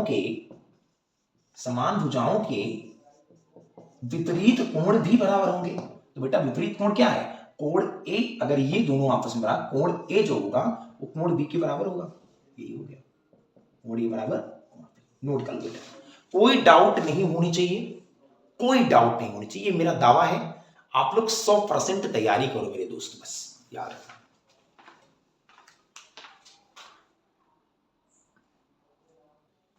देखो ये सवाल है, सिद्ध कीजिए tan theta plus sine theta upon tan theta minus sine theta और sec थीटा प्लस 1 बटा sec थीटा माइनस 1। तो मुझे LHS अगर लेना है बहुत ईमानदारी से, तो बेटा tan theta plus sine theta, बहुत ईमानदारी सवाल है, और ये बन गया tan theta minus sine theta. तो ये बताओ बेटा tan थीटा बटा tan थीटा बराबर क्या होता है, sine theta upon cos theta, और साइन थीटा रोक लो, ठीक है, सिंपल बात है। और tan थीटा को लिख सकते हो sine theta upon cos theta, याद रखना एक फार्मूला होता है यार, tan थीटा बराबर होता है sine theta upon cos theta, sine theta upon cos theta, तो माइनस साइन थीटा। अच्छा ये बताओ इतने से इतने में कॉमन क्या है बेटा, साइन थीटा मिल रहा है कॉमन कि नहीं, साइन थीटा कॉमन ले लो बेटा, साइन थीटा कॉमन लोगे तो बचेगा 1 अपॉन कॉस थीटा, और इधर कुछ नहीं बचेगा, एक बचेगा, नोट कर लो। और साइन थीटा इसमें भी कॉमन है तो नोट कर लो, साइन थीटा कॉमन ले लो। कोई दिक्कत अगर बच रही है बेटा तो आप लोग कमेंट करते रहो, ठीक है, और कुछ जवाब नहीं है। तो 1 अपॉन कॉस थीटा, और ये माइनस 1 बचेगा बेटा, साइन से साइन कैंसिल हो जाएगा बेटा, कॉस का उल्टा क्या होता है बेटा, सेक थीटा, बेटा 1 अपॉन कॉस थीटा जो होता है वो सेक थीटा होता है, सूत्र था 1 upon cos theta sec theta, और प्लस 1 हो गया, और नीचे 1 upon cos theta sec theta minus 1। कोई दिक्कत है, तो ये मेरा आरएचएस आ गया। तो बिल्कुल एलएचएस से आरएचएस आ गया कि नहीं, समझ में आया कि नहीं, बिल्कुल समझ में आया होगा, कोई दिक्कत नहीं है बेटा, जहां समझ में ना आए वहां कमेंट करो, ठीक है, और कुछ नहीं, आप लोग कमेंट करते रहो बस। देखो ये सवाल है, सिद्ध करना है इसको भी, tan theta minus cot theta बराबर 2 sin स्क्वायर थीटा माइनस 1 बटे sin theta into cos theta. अगर मुझे LHS लेना है बेटा, इसको LHS ले लो पहले, ठीक है, इससे ये लाना है तो आप लोग देखो जबरदस्त है, इससे भी ला सकते हो बहुत अच्छे से, ये जुड़ते ही आपको जल्दी से जल्दी आ जाएगा, कोई दिक्कत नहीं पड़ेगी। ये बताओ बेटा, मैं जानता हूं tan थीटा बराबर होता है sin theta upon cos theta, और cot थीटा बराबर इसका उल्टा हो जाएगा cos theta upon sin theta. बेटा इसको अगर तिरछक गुणा करोगे तो जबरदस्त हो जाएगा, साइन को साइन से गुणा करोगे sine square theta, minus cos को कॉस से करोगे कॉस स्क्वायर थीटा, बटे जो होगा वो कॉस से साइन की हो जाएगा। कोई दिक्कत हो बताओ यार, कोई दिक्कत नहीं ना। तो बेटा ये बताओ, साइन स्क्वायर थीटा तो जानता था, लेकिन एक चीज और पता है कि बेटा मैंने बताया था कि sine square plus cos square theta equal to 1 होता है। अगर कॉस स्क्वायर थीटा को रोक लेंगे तो ये बन जाएगा 1 माइनस साइन स्क्वायर थीटा, बन जाएगा कि नहीं सर जी, बन जाएगा। तो बेटा इसको लिख सकता हूं 1 माइनस साइन स्क्वायर थीटा, और नीचे जो लिखा है वो लिखा है cos theta into sine theta. Sir ji ये बताइए कि अगर साइन स्क्वायर थीटा को मैंने माइनस ब्रैकेट खोल दिया तो 1 माइनस और minus minus plus sine square theta हो जाएगा, बटे इसको लिख सकता हूं मन क्या है sine theta into cos theta. कोई दिक्कत होगी बताना, ठीक है। अब बताओ एक साइन स्क्वायर थीटा और एक साइन स्क्वायर थीटा कितने हो गए, 2 साइन स्क्वायर थीटा, और यहां बच गए -1, और बटे क्या हो गया sine theta into cos theta. कोई दिक्कत नहीं ना। तो आरएचएस मेरे यार बिल्कुल समझ गए तो आप लोग लाइक करो यार, शेयर करो, कमेंट करो यार, जबरदस्त। देखो ये क्वेश्चन है, एक मंदिर तथा उस पर लगा हुआ, बिल्कुल सिंपल बात है, एक मंदिर था उस पर लगा हुआ पताका दंड क्षैतिज भूमि के किसी बिंदु पर क्रमशः 30 डिग्री व 60 डिग्री के कोण पर अंतरित करते हैं, तो मंदिर की ऊंचाई 10 मीटर है, तो पताका दंड की ऊंचाई ज्ञात कीजिए। बिल्कुल सिंपल बात है यार, ये बताओ पहले तो एक मंदिर बना लो, ठीक है, बिल्कुल ये क्वेश्चन बना, मैंने एक बना लिया मंदिर, ठीक है, ऐसे बना लिया, ठीक है, दंडा क्षैतिज मतलब भुइयां, ठीक है, क्षैतिज मतलब बेटा भुइयां, फिर भूमि पर किसी बिंदु पर क्रमशः 30 डिग्री से 60 डिग्री, अगर ये 30 डिग्री, अब उस पर एक पताका लगा दो ऐसे ना, एक कोण और बनता है, थोड़ा तिरछा ना करो बेटा, तिरछाना मत, पेपर में बहुत अच्छे से करना, थोड़ा कोण में ये अच्छा नहीं है, ठीक है। तो कितना डिग्री बनता है बेटा टोटल, अगर ये 30 फिर ये 60 है, ये बेटा 30 डिग्री से 60 डिग्री बनता है, तो ये कितना हो जाएगा, ये भी 30 डिग्री हो जाएगा। सिंपल बात है, अगर ये 30 डिग्री से ये 60 है टोटल, अगर देखा मतलब यहाँ से यहाँ तक 60 है तो भी 30 हो जाएगा। अंतरित करता है। मंदिर की ऊंचाई कितनी है, मैंने क्या मान लिया सर जी, बेटा एक क्वेश्चन है, इसको मैंने अगर ये O मान लो, A मान लो, B मान लो, C मान लो, ठीक है। अंतरित करता है। इसकी ऊंचाई, मंदिर की ऊंचाई कितना है बेटा, मंदिर की ऊंचाई 10 मीटर है बेटा, इसकी ऊंचाई जो है वो 10 मीटर है बेटा। ये दिया है, मतलब दिया क्या है, मंदिर की ऊंचाई, ठीक है। तो बेटा पताका दंड की ऊंचाई, तो मैंने क्या दिया है, BC बराबर मेरा 10, ये मंदिर की ऊंचाई दी हुई है। बहुत ईमानदारी से पढ़ना बेटा, मंदिर की ऊंचाई है बेटा। तो पताका माना पताका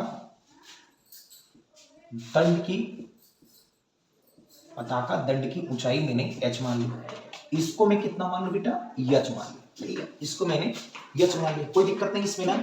पताका दंड की ऊंचाई मैंने h मान ली, मतलब AB बराबर, मैंने AB बराबर कितना मान लिया, h मान लिया, ऊंचाई मैंने h मान लिया, ठीक है। तो मैं कह सकता हूं कि कोण BOC, अगर इनसे बात करूं ना, इनसे अगर मैं BOC से बात करूं ना तो कोई दिक्कत नहीं होगी।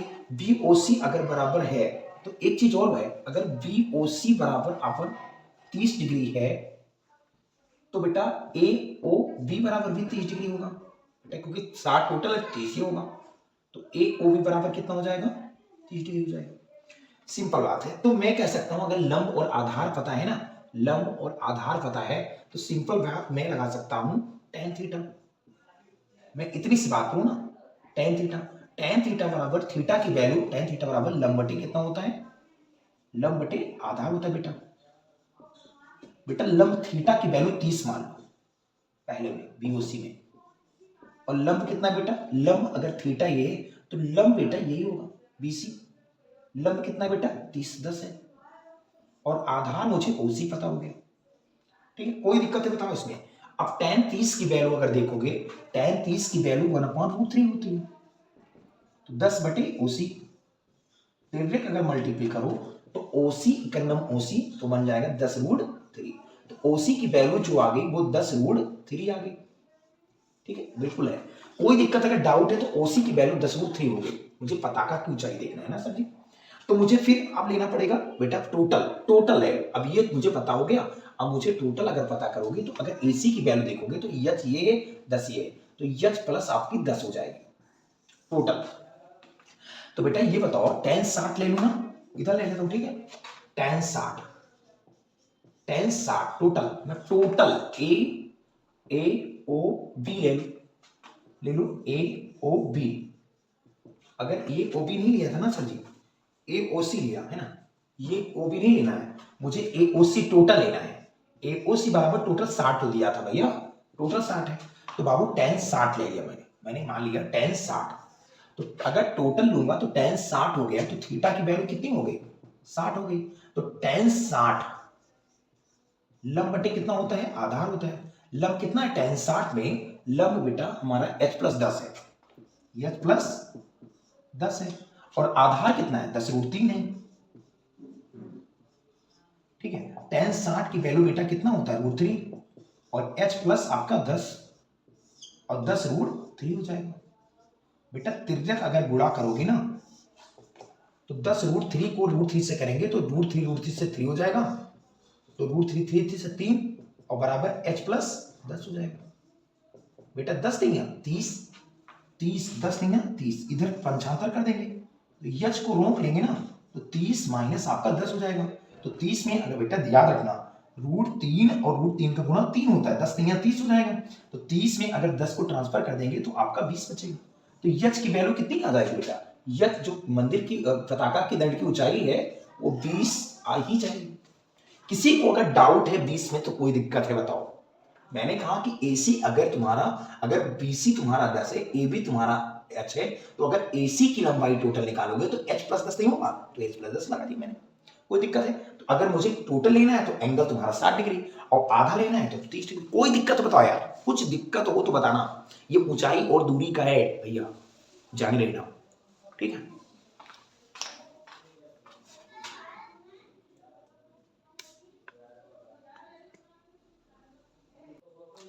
देखो ये क्वेश्चन है, भुजा 7 सेंटीमीटर वाले एक घनाकार ब्लॉक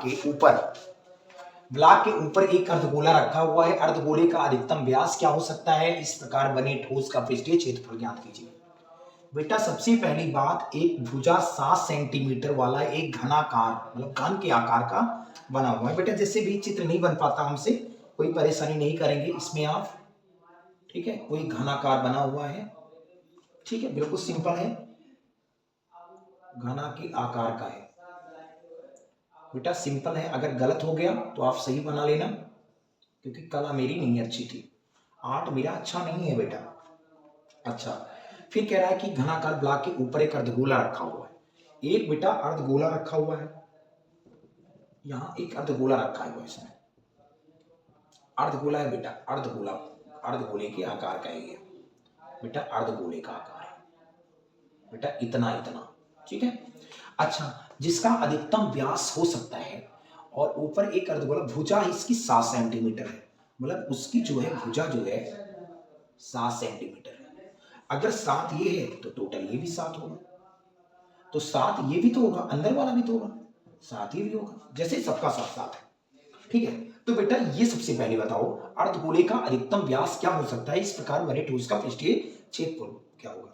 भैया अर्धगोला का जो व्यास होगा, याद रखना, अर्धगोले का जो व्यास होगा, लगाने का मतलब है अर्धगोले का जो व्यास होगा बेटा, याद रखना, अधिकतम जो व्यास, अधिकतम है ना, अर्धगोले का जो अधिकतम व्यास होगा, अधिकतम व्यास होगा, ये जो अधिकतम जो व्यास होगा, बिल्कुल अर्धगोले का जो व्यास होगा, वो घनाकार की जो भी है उसकी अधिकतम लंबाई भी तो होगी, बराबर घनाकार लिख देना,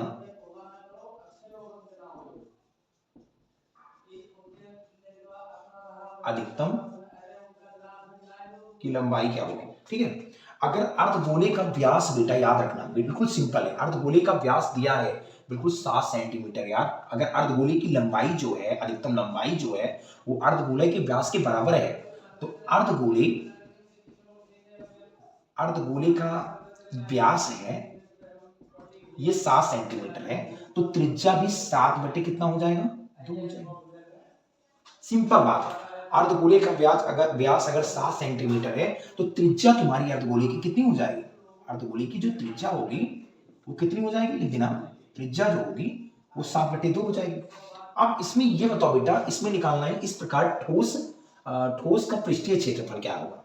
तो बेटा याद रखना, ठोस का लिख लेना बहुत अच्छे से, इधर लिख लेना, ठोस का पृष्ठीय क्षेत्रफल, ठोस का पृष्ठीय क्षेत्रफल अगर निकालोगे तो इसमें ये आती, देखो बेटा सबसे पहली बात इसमें क्या निकालना पड़ेगा? घनाकार का पृष्ठीय क्षेत्रफल पहले निकालो।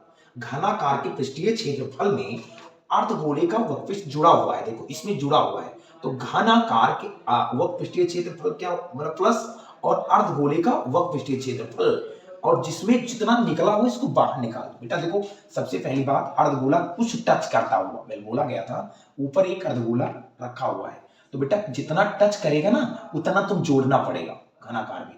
देखो ये चीज गोला बना हुआ है, कुछ बाहर है, कुछ टच किया हुआ है, तो अर्धगोले का ठोस का पृष्ठफल, टोटल का पृष्ठीय क्षेत्रफल अगर निकालना है तो बेटा जाने लेना घनाकार का पृष्ठीय क्षेत्रफल, घनाकार का पृष्ठीय क्षेत्रफल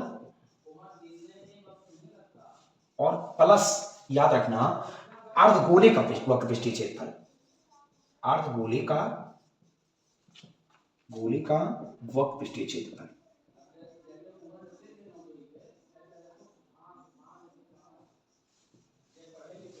माइनस बेटा घनाकार पृष्ठीय क्षेत्रफल प्लस अर्धगोले का वक्रपृष्ठीय क्षेत्रफल में आप क्या घटाएंगे बेटा? अर्धगोले का जो इतना बेस बचा हुआ है ना उतना घटा देंगे, अर्धगोले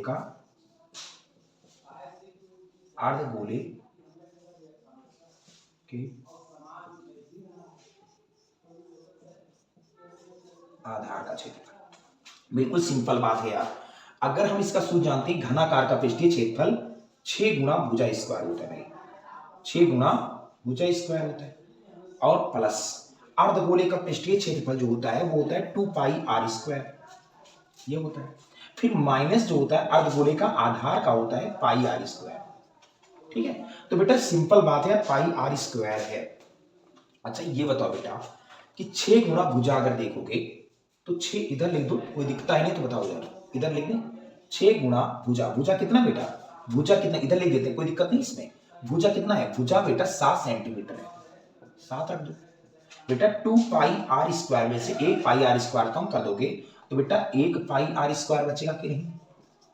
तो 6 7 का कितना होता है 49, और प्लस पाई की वैल्यू 22/7, और आर की वैल्यू कितनी बाबू, आर की वैल्यू बेटा 7/2 था, ठीक है। कोई दिक्कत इधर लिख देना।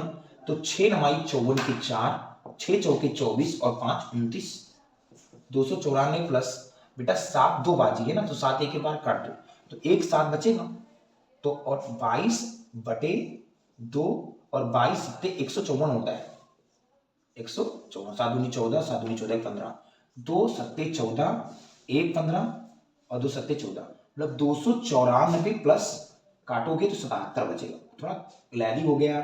तो 7 4 11 और 9 7 16 1 17 और 2 1 3, 371 लगभग ही आएगा।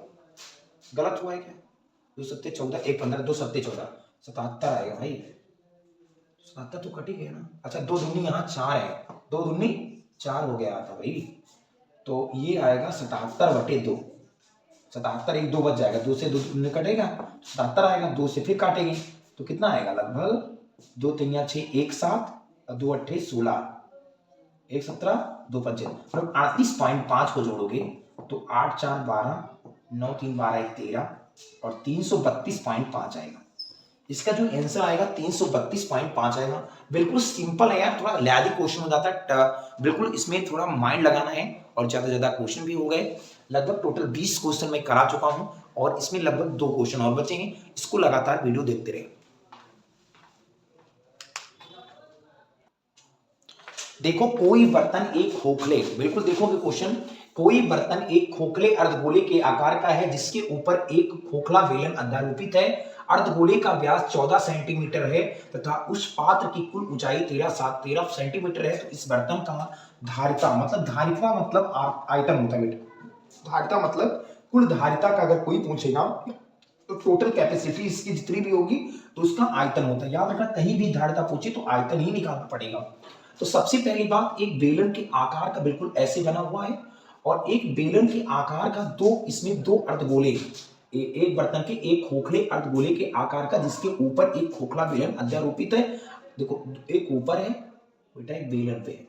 बिल्कुल सिंपल बताओगे ना, नहीं बना पाता हो तो हंसना मत बेटा, याद रखना, हंसोगे दिक्कत हो जाएगी, ठीक है। बिल्कुल ऐसे बना हुआ है, कोई दिक्कत है, एक अर्धगोला बना हुआ है, बिल्कुल है, याद रखना, ठीक है।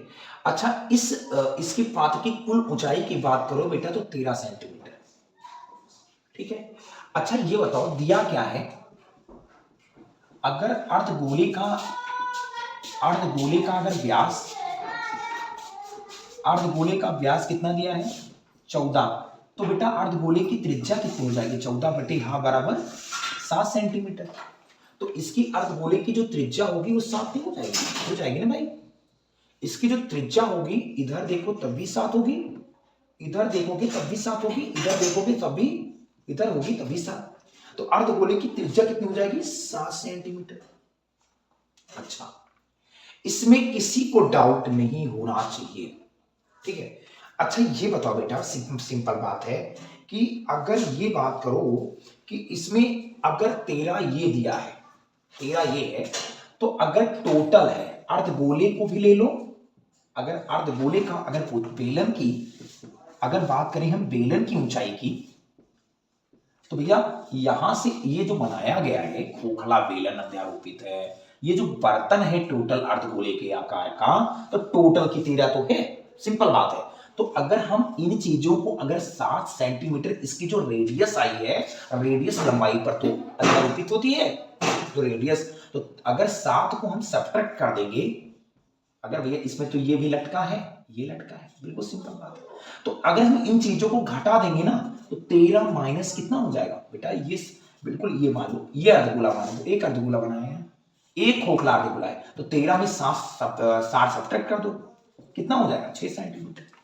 तो बेटा इसमें देखना है मुझे कुल इसकी धारिता, बर्तन की, मतलब अगर बर्तन की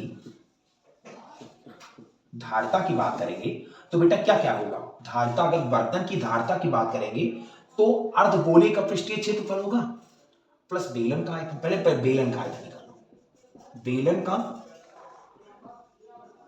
आयतन प्लस अर्धगोले का आयतन, अर्धगोले का आयतन भाई एक ही है यार, सॉरी यार, ये बेलन जैसे बना हुआ है आयतन। भैया बेलन का आयतन जो होता है बेटा, बेलन का आयतन जो होता है वो पाई आर स्क्वायर एच होता है, प्लस अर्धगोले का जो आयतन होता है वो 2/3 पाई आर स्क्वायर होता है। ठीक है, बिल्कुल सिंपल बात है भाई। अब इसमें कॉमन क्या है यार, ये पाई आर स्क्वायर और पाई आर स्क्वायर कॉमन है, तो पाई आर स्क्वायर कॉमन ले लो, बचेगा क्या मेरे पास h, और इधर बचेगा 2/3। बिल्कुल सिंपल बात है। पाई की वैल्यू कितनी होती है, पाई की वैल्यू इधर लिख दो यार, पाई की वैल्यू 22/7 होती है।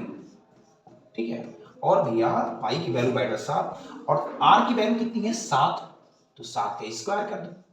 ठीक है, और यच की जो वैल्यू है, यच की कितनी वैल्यू है बेटा, यच की वैल्यू 6 है, 6 और प्लस बेटा 2/3। बहुत सिंपल बात है, लगा रहा हूं, देखो एक 7 से 7 कट जाएगा तो बचेगा 22 गुना 7, और 13 गुणा करेंगे 6 3 18 और 2 20, 20/3 हो जाएगा। ठीक है, तो बेटा बिल्कुल 22 सत्ते जैसे कर दो, क्या जैसे लिखा दो, 22 सत्ते 154 और 154 बेटा 7 दूनी 14, 7 दूनी 14 15, 154 गुणे 20 और बटे 3। बेटा सिंपल बात है। अब अगर काटना है तो बिल्कुल काट दो, 2 चौके 8, 2 पंचे 10 और 2 एकम 3। ठीक है, तो ये हो जाएगा 3080/3, इसका 3080/3 सेंटीमीटर क्यूब या भुजा क्यूब। ठीक है, 3080/3 आंसर आएगा। ठीक है, पॉइंट में लाना है तो पॉइंट में कर दो, कोई दिक्कत नहीं है, लेकिन इतना ही जबरदस्त लगाना शुरू कर दो। ठीक है,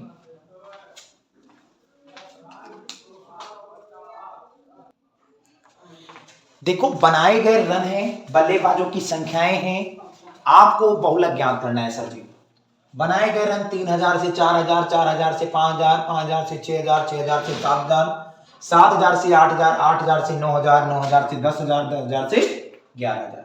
मुझे बहुलक तो निकालना है सर जी, इसमें कुछ और करने नहीं है। तो बेटा सबसे पहली बात, बहुलक का सूत्र क्या होता है ये देखेंगे। अगर कोई पूछे बहुलक का सूत्र क्या होता है तो बेटा स्मॉल एल बेटा याद रखना, रटना नहीं है बेटा, याद रखना f minus f1 small f1 और बटे 2f minus f1 minus f2, और बेटा ये करोगे और गुना h लगा दोगे। गुना क्या लगा दोगे, h। बेटा सबसे पहली बात, मुझे बहुलक मतलब f निकालना है, तो सबसे बड़ी संख्या क्या है इसमें बेटा f है। तो बेटा f अगर देखोगे तो ये कैपिटल F की वैल्यू होगी। अगर मुझे f1 की वैल्यू चाहिए तो बेटा उसके थोड़ा ऊपर मतलब f1 की वैल्यू होती है, उसके थोड़ा नीचे बेटा f2 की वैल्यू होती है। ठीक है, और यल की वैल्यू जिसके अंतराल से ये वैल्यू निकालती बहुलक आए, उसके जो अंतराल दिया हो, मतलब ये 4000 से लेकर और 5000 के बीच में ये हमारे जो अंतर होंगे वो h की वैल्यू के होंगे, तो मतलब 1000 के होंगे। और यल की वैल्यू जो न्यूनतम संख्या होती है वो यल की वैल्यू, तो यल की वैल्यू बेटा 4000 होगा। तो हम रख देंगे, कोई दिक्कत नहीं, यल की वैल्यू 4000 प्लस एफ की वैल्यू, कैपिटल एफ की वैल्यू 18 माइनस f1 की वैल्यू अगर देखो तो 4, और 2f की वैल्यू देखो तो बेटा 2f की वैल्यू 18 माइनस f1 की वैल्यू अगर देखो तो 4, और f2 की वैल्यू अगर देखो तो 9, और गुना आपका h की वैल्यू बेटा 1000। बहुत सिंपल बात लगाने हैं इसमें। तो 4000, 18 में 4 गए बेटा, आपका बचेगा जो 18 में अगर 4 को कम कर दोगे तो बेटा 14 बचेगा। 18 दूना 36 और 9 4 13 और गुना बेटा 1000। ठीक है, 4000 अगर देखोगे प्लस 14 36 में अगर 13 को कम कर दोगे तो आपका जो बचेगा वो बचेगा 23। ठीक है, अब गुना बेटा आपका 1000। बिल्कुल सिंपल लगा रहा हूं सर जी, इसमें कुछ और नहीं है। यल आप जान गए, कुछ भी न्यूनतम संख्या यल होती है बेटा। 4000 प्लस 14000 हो जाएगा। 1000 को 14000 हो जाएगा बटे 23 हो जाएगा। बेटा इसको काटना है तो काटो, मतलब कुछ करके आएगा यार सर जी।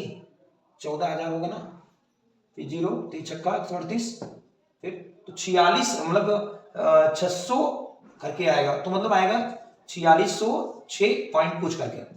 ठीक है, कर लोगे, कर लेना। देखो एक जार में 24 कंचे हैं। बिल्कुल सिंपल बात है, एक जार बना हुआ है, एक जार में 24 कंचे हैं जिनमें कुछ हरे हैं और शेष नीले हैं।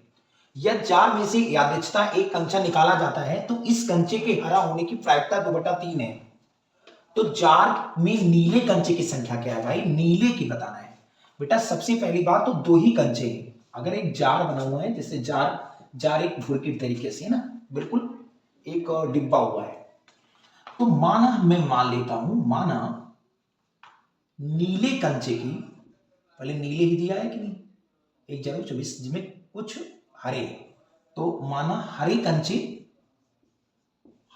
की संख्या, हरे कंचे की संख्या मैंने बी मान लिया, और शेष नीले बेटा ब्लू नीले की कितना मान लिया मैंने, नीले की संख्या मैंने हरे की जी मान लिया, ग्रीन होता बेटा सॉरी इंग्लिश। हरे कंचे की ग्रीन हो गई और नीले की ब्लू मतलब नीला। अब क्या है, प्रश्नानुसार दोनों कंचे की पहली तरफ से बोला है कि दोनों कंचे की जो ऐड है, तो जार में कंचे हैं, मतलब B plus G equal to अगर दिया है तो 24 कंचे जिनमें कुछ हरे हैं और शेष नीले। यह जार में से कोई यादृच्छा एक कंचा निकाल लिया जाता है तो इस कंचे में हरा होने की प्रायिकता 2/3 है।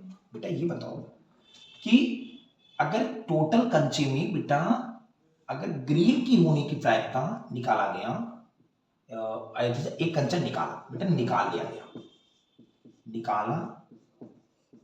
गया होने की प्रायिकता मतलब G/20, मतलब G निकाला गया, G होने की प्रायिकता, हर एक कंचे की प्रायिकता 2/3 है, तो यहां 2/3 रख दो बेटा। जो देना है ना क्वेश्चन, हरा की होने की प्रायिकता, तो G ऊपर रख दो। टोटल कंचे हैं 24 जिसमें हरे होने की प्रायिकता G है बेटा। जो निकाला गया ना, जो निकाला गया होगा तो उनको किसको निकाला गया होगा, ब्लू को, तो बचा होगा G की 24 में G कितना है, अच्छा 3 कम 3 8 है 24 बेटा। क्या हो जाएगा G बराबर अगर देखा जाए तो 8 दूनी 16। ये बहुविकल्पी ज्यादा पूछे जाते हैं क्वेश्चन, प्रायिकता के ज्यादा ऑप्शनल आते हैं।